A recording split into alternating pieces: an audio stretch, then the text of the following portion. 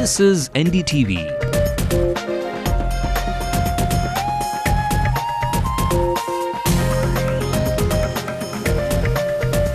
And you're watching NDTV Hindu.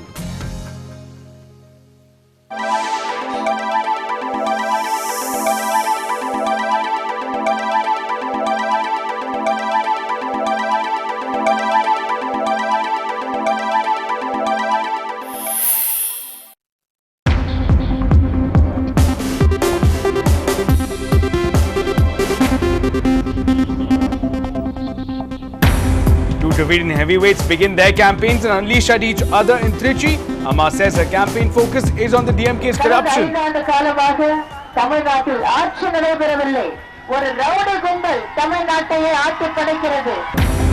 Congress revises the final list of candidates for polls. The 3 old candidates make way for 3 fresh names. Tensions mount as cracks appear in the TNCC. Party is divided over appointment of Mrs. Thangabalu from Mylapore.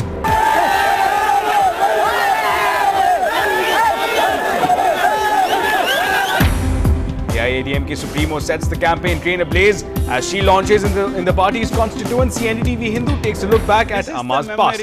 That is being relived as Jayalalitha tours Trichy district.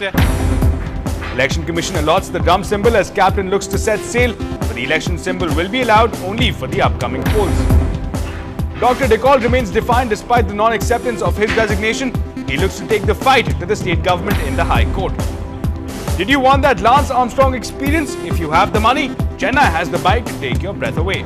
When you're cycling, you shouldn't be thinking of cycling. You should be observing the scenery through which you're cycling.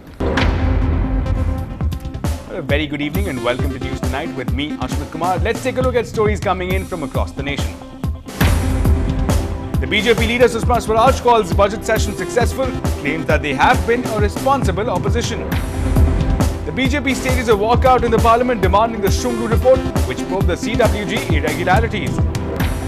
Like the 2G probe, the judiciary needs to intervene in the cash for votes case, says the former Chief Justice of India, J.S. Verma. Sushma Swaraj tells NDTV that there is nothing wrong with the planning a sting and that the BJP is open to a probe by the CBI. Hassan Ali tells the court there is a threat to his life from the arrested aide Kashinath Tapuria. Judicial remand extended till the 8th of April. And the Maharaj of India cricket dedicates his innings to a special someone. He promises to spill the beans during the final encounter.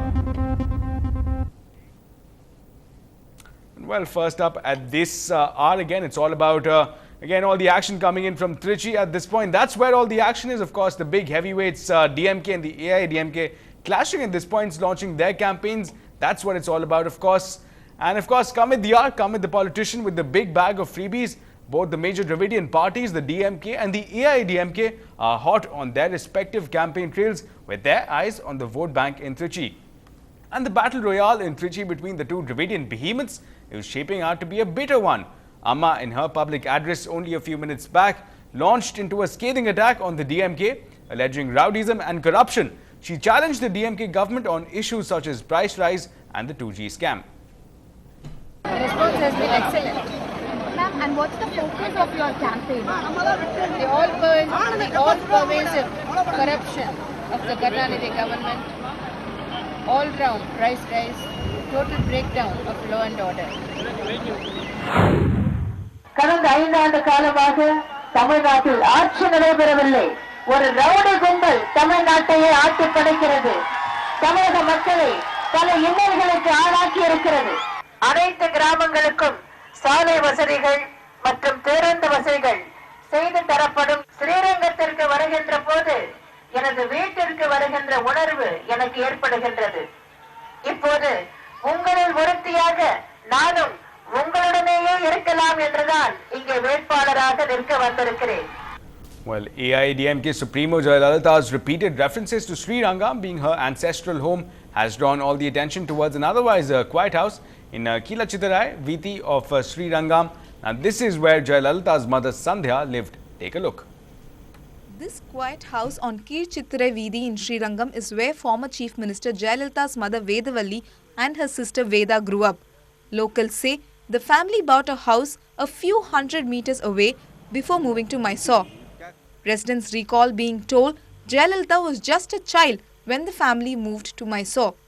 Jayalalithaa அப்பா கோயில் ஊழியராக இருந்ததாகவும் அவங்க அம்மா இந்த சிறு வயதில் இந்த சித்திரவீதி 91 நம்பர் வசித்ததாகவும் அப்பொழுது ஜெயலலிதா கைக்குழந்தையாக இருந்ததாகவும் அப்புறம் அந்த கோமல விலாஸ் 101 நம்பர் வீட்டில் இருந்ததாகவும் சொல்கிறாங்க. பட் 101 வீட்டில் இருந்தப்புறம் அவங்க அப்பா தவறி விடுறாங்க.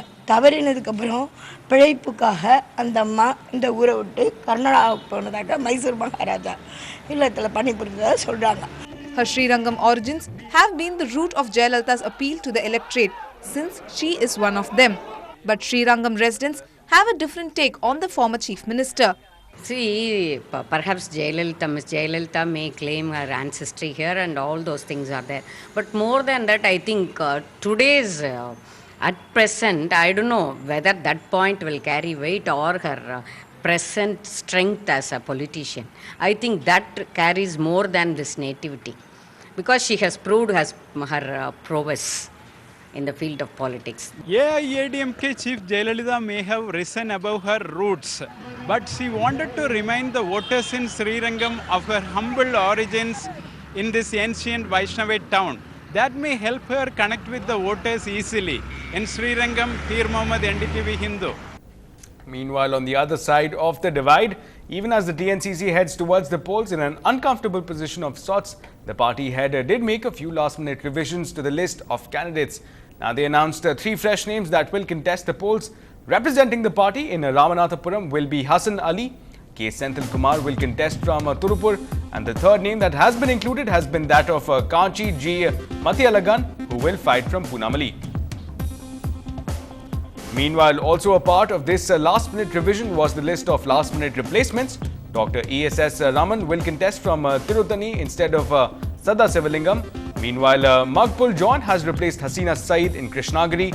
And finally, Kulachal will see J.G. Prince replacing C. Robert Bruce. And while the tensions appear to be brewing within the TNCC camp even before the polling begins, now the appointment of Jayanti Tangabalu, the wife of TNCC chief from the Mylapore seat, has angered a large section of the cadres. Now this morning, nearly 500 Congress workers voiced their resentment in a protest right outside KV Tangabalu's residence. Now this outcry was only the latest in a series of protests that have expressed anger at the appointment of Mrs. Tangabalu. Now just yesterday, in fact, the party workers went ballistic at the Satyamurthy Bhavan, burning effigies of the TNCC chief and his wife. Meanwhile, Tangabalu on his part denied all the charges and said that the candidate was selected by the All India Congress Committee.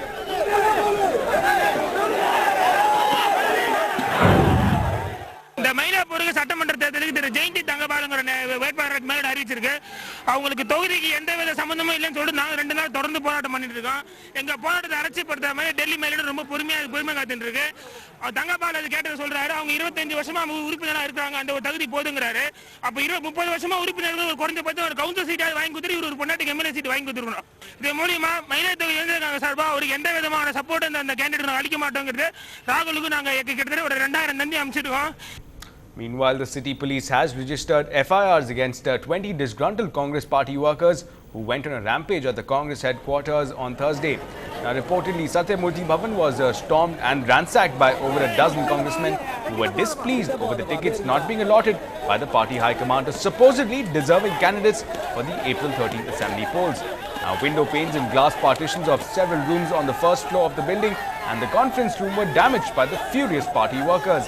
Now, acting on the complaint, the city police registered FIRs against 20 congressmen under 7 sections that include unlawful assembly, armed with deadly weapons, causing damage to property and threatening.